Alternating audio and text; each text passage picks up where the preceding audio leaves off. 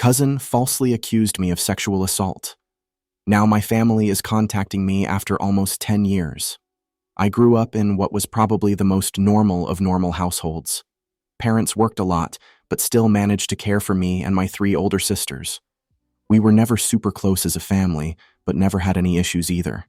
Same goes for my extended family. They always lived a few hours away, but we saw each other during summer holidays or Christmas and always got along great. But when we got older, we naturally grew apart as everyone had their own lives. I'm 31 now. In 2014, when I was 22 and attending uni, I got a phone call from my mother that turned my life upside down.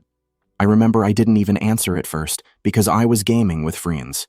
But she called again immediately after the first call. This was an unwritten rule in the family. If you call twice like that, it's important. Like someone died important. So when she called again, I excused myself and answered, only to hear cheers at the other end. Like people were arguing. But when my mom realized I had answered, it sounded like she went to another room and closed the door.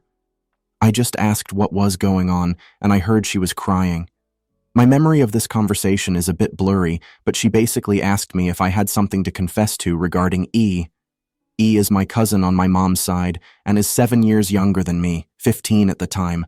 At that point, I hadn't even seen E for several years. I just said no and asked what this is about. She just cried even harder and started accusing me of sexually assaulting E back when we were children, that E had told everything to my sister and that my sister told my mother and my aunt. E had told them that back when she was 9 and I was 16, she'd been playing in my room when I came in and started feeling her under her clothes and kissing her. My mother screamed at me to say something, but I couldn't even speak. It was all so absurd. I remember thinking that must be some bad joke. The last thing I remember saying was that it's not true and that E is lying. But then my mom goes on saying that how E gave such a detailed description of where and how. Then she kept asking something like, "Did you do this? Did you do this?" And I just screamed back at her no each time. It all ended with my mom putting me on speaker and both my mom and dad saying that they didn't want anything to do with me and never to contact them again.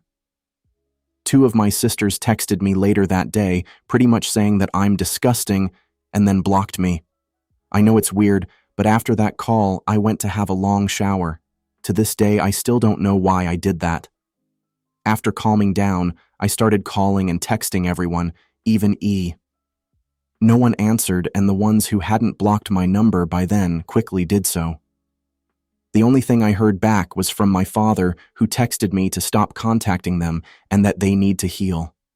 That was 9 years ago, and I haven't spoken to anyone in my family since that day. To say this fucked me up is an understatement. I was living in a haze for weeks after that and hardly ate at all. It didn't help that this was right before I was supposed to defend my bachelor's thesis and was already stressed out. Luckily, my co-writer sensed something was up and saved me by controlling the conversation so that I got the easy parts. Without him, I am sure I would have failed. Needless to say, no one came to my graduation. Then started the worst period of my life. I spent the first year expecting the cops to knock on my door and arrest me for sexual abuse. I didn't land any jobs, just living off my saved money. I drank a lot and did Oxy. I also grew resentful and violent. The only reason I didn't hurt anyone was because no one was around. My neighbor called the cops on me once after I had smashed a glass, but I managed to convince the officers that I had just dropped it, and they went away since there were no others inside my apartment. Instead of sleeping, I spent my nights planning how I could hurt E and make sure no one ever found out. Even thinking how I could actually do the things she'd accused me of, but much worse. I know, I'm not proud of that. I landed my first real job in my field in late 2015. Only then did things start to improve. I focused all my time on my job, as it gave me something normal to do. Recovery was a slow process, but I drank less, sober now for 4+ years, and smiled more. I lived cheaply and earned good money, so I made a point of buying myself a nice gift for my birthdays, a VR headset, a motorcycle, Lego, etc. And last year I moved from my shitty apartment and bought a small house. It was an old dream of mine to have my own garage and a garden to care for. This has boosted me even more. So, my life is okay now. I still have problems. I've been on antidepressants for the last few years, and while they help, it's not in a happy way. They simply remove the dark thoughts and replace them with dead ones. My trust in other people is close to non-existent. I've tried dating, but have only been on 2 dates with 2 different women. It's really hard to speak like a normal person when it comes down to it. And what would I tell a potential partner when she asks about my family? Oh, you know they accused me of a heinous crime and we're not talking anymore, but I didn't do it, I swear.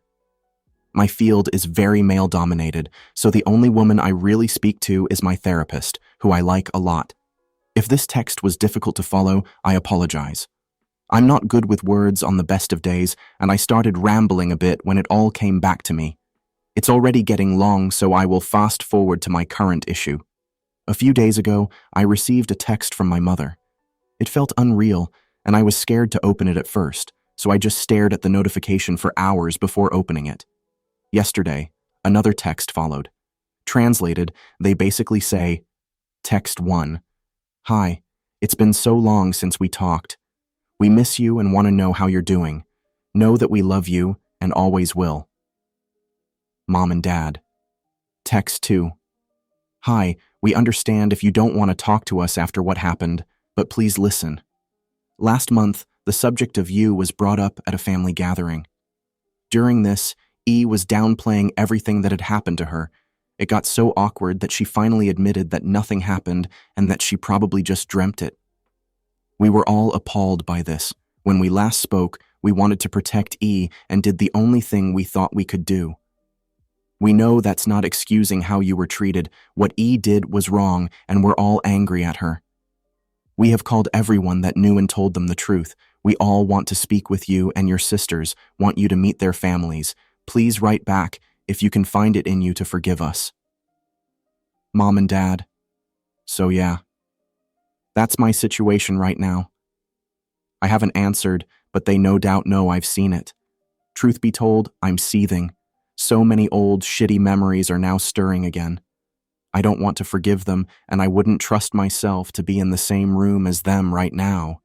Part of me wants to call my family and unleash everything on them, to guilt them with everything I went through until they all hit rock bottom.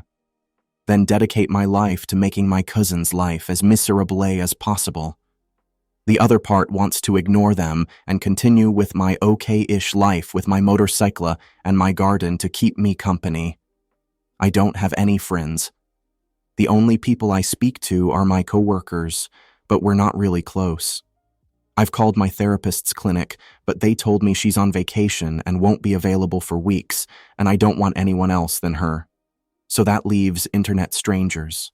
So please, where to go from here? Do I ignore them and continue as is, or do I answer? And if so, what to even write? I'm pretty sure meeting them in person would be a bad idea for the foreseeable future, but I'm not even sure how my life can improve from picking up those old threads. As embarrassing as it may sound, I've dreamed about the day when they apologized to me, throwing themselves to the ground and kissing my feet. Texting seems so anticlimactic now. Update. Hi, it's been a while since my last post, and I can't count the people asking me for an update, so I thought I'd post one, even though there's not much to say.